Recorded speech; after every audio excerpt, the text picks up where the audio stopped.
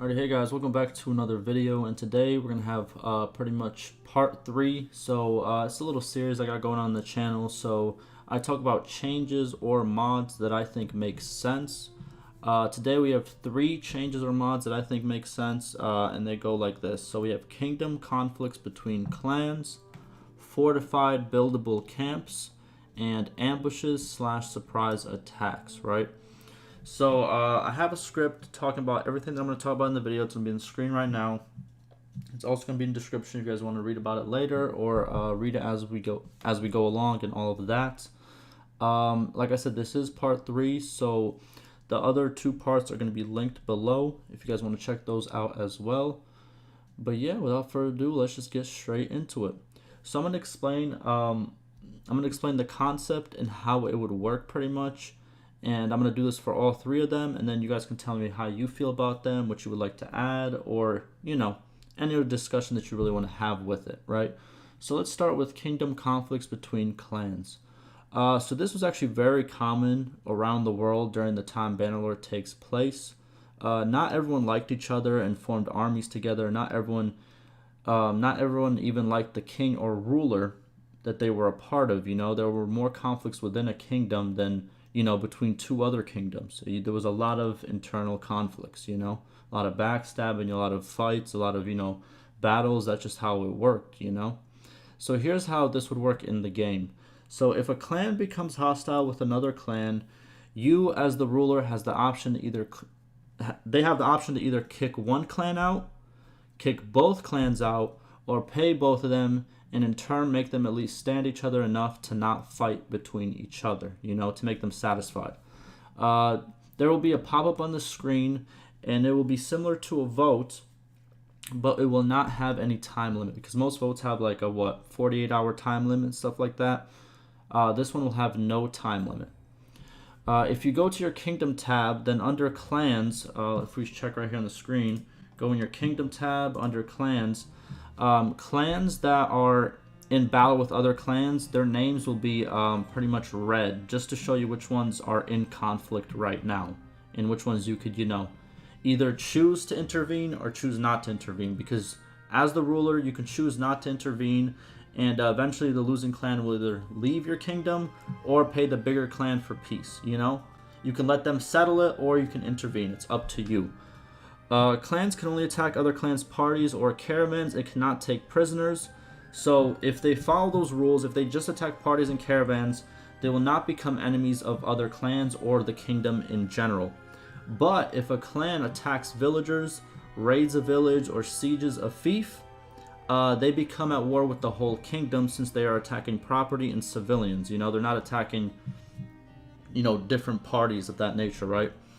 I did put caravans and clan parties. I understand that caravans aren't technically made for battle, but they do carry around a lot of troops, and they're not just defenseless. You know what I mean? They can put up a fight, kind of like how parties can.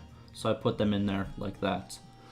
Clans at war with each other cannot join the same army, because obviously they don't like each other, so it makes sense. And they are not allowed in fiefs of the opposing clan that owns it, right? So let's say, I'm gonna go back on my screen right now. Let's say this clan is beefing with this clan. This clan is not allowed in these fiefs, and this clan is not allowed in these fiefs, if that makes sense, right? Because obviously they're at war, so they obviously don't want to be in the, you know, territory of someone they're at war with, right? So now if a clan plans to overthrow the ruling clan, or, you know, the player clan if you made your own kingdom, right? The non-ruling clan can try to persuade other clans to join them. Once the ruler learns there's a clan trying to overthrow them, the ruler can call forward all of the clans that are not on the rebel clan side, and pretty much, you know, tell them, hey, go fight for me, take all their land, you know, because obviously you don't want to be overthrown, right? And I think that the way that the ruler finds out is when the non-ruling clan tries to persuade other clans, the same way when you try to do speech checks and you fail, that's when the ruler will get a notification saying, hey, this guy just tried to persuade me into overthrowing you. And that's kind of how the pop-up would look. So if the clan somehow manages to not arouse any suspicion and actually successfully persuades everybody, you won't know they're trying to overthrow you until they actually come to siege your, fiefs and actually overthrow you. So I think that would be kind of a cool concept to put in the game. Now, once the rebel clan leader is captured, if they are captured, the ruler has the option to execute them with very little negative reputation loss. The only reputation loss I think they should have is within their clan, because obviously those people are close, and within their family members, because that would make sense, right? But there shouldn't be more reputation loss with a lot of other people, because being a traitor and trying to overthrow your ruler, it was very frowned upon those days. You know what I mean? So being a traitor was as bad as anything you can really be. So if you execute a traitor, you shouldn't have huge reputation loss, if that makes sense.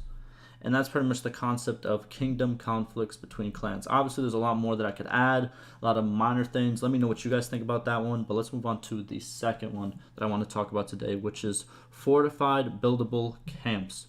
So this concept is very similar to bandit camps, but it is made by lords. So here's how it would work.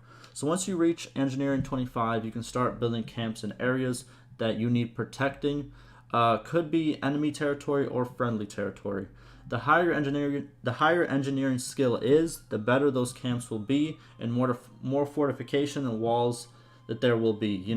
So some cool things that I would think of is we could put like little ramps, and then like, what do you call those holes in walls where archers shoot out, like arrow slits, I think is what they're called, right?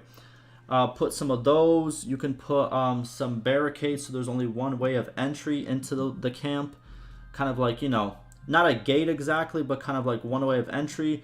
And another cool feature that I think the game should have had from the start is mud. So if like you can put a very muddy area where the entrance is, so if people try to ride in with horses, they will be slowed down to the same speed as infantry.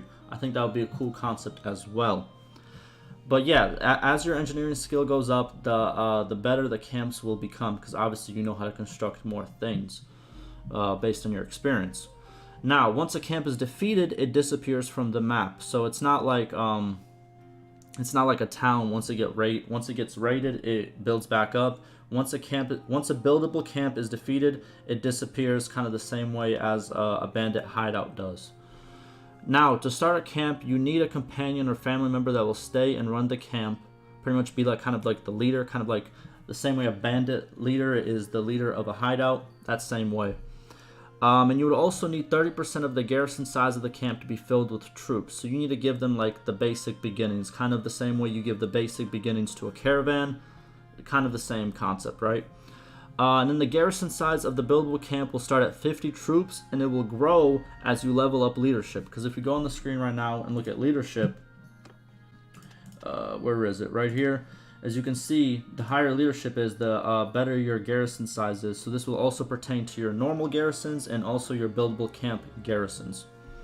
So right now, my buildable camp garrison, if this was a thing, would be 80, because it would be 50, which is the minimum that everyone starts with, like the base, plus 30 that I have right here because of my leadership level.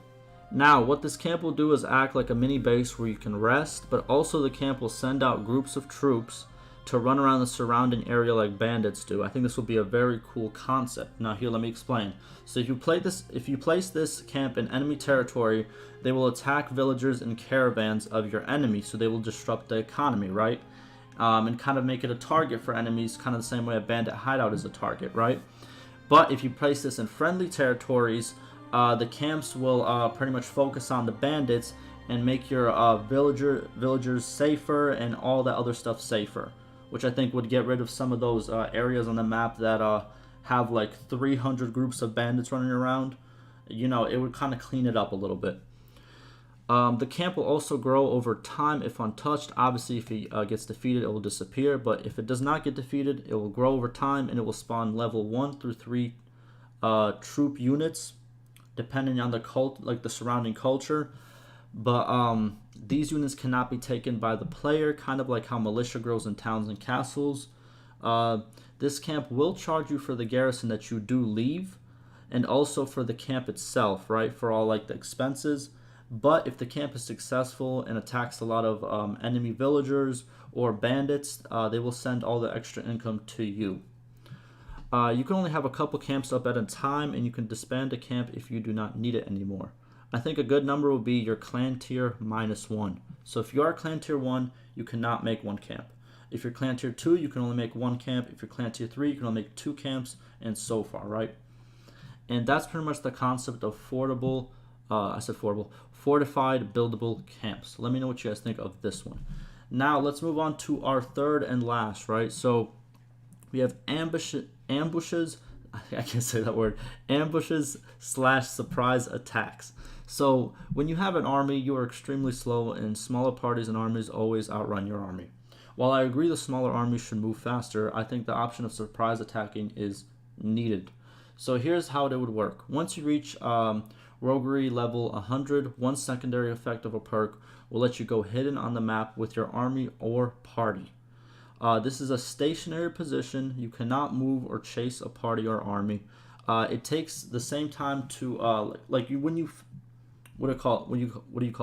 you take time to set up a siege, that little bar that lets you it runs the clock down for, like I say, a couple of days before you can actually run into the castle or town, right? It would kind of be the same concept. Like there will be a little bit of bar that says we're setting up the setting up the position or whatever, and that would take probably a day or two to set up. This can only be done in areas you control, cannot be done in enemy territory. Once you are a certain distance from a fief you own, it can no longer be done, right? So let me go on the map right now. Let's say I owned only these 2 fiefs, right? Revel and Vercheg. So I would only be able to, let's say this is what I own. Pretty much where the villages are that are connected to this one, that's pretty much what the would be, the area where I can create one of these ambushes or surprise attacks, right? It would be somewhere within this area. And once I go too far, like let's say next to this castle, I can't make it anymore because it's too far from my town. So at first I was thinking of making this pretty much being able to be done anywhere, but it kind of makes sense where you can set up ambushes in places that you know, places that you own, So if you don't know the landscape, you shouldn't be able to create an ambushing location, because obviously you don't know the terrain as well as somebody who owns it. So that's why I think it should only be done in places that you own. Now, once an army is close enough, you will have the ability to engage or go into a normal conversation like you have before battles, Now, also, while in this hidden stance, your food consumption doubles since your troops are waiting and have nothing better to do than just eat and sit around and, wait for somebody. Also, this will make you, pretty much the addition of having your food double will make you choose whether you want to stay to catch someone at the cost of, starvation really, or if you want to go and do it the normal route, right? Also, to balance this, once you reach 200 scouting, you can see hidden parties and armies as a side effect of a perk that you choose. So, I wanted to kind of balance this as best as I can. Obviously, it still sounds unbalanced, but I think there should be a way to see these ambushes if you reach a certain level, right? So I think 200 scouting is, I think that's pretty good in my book, but let me know what you guys think.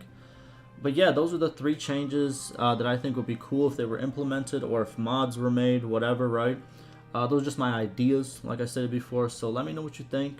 Let me know other ideas you guys might have, and like always, stay safe.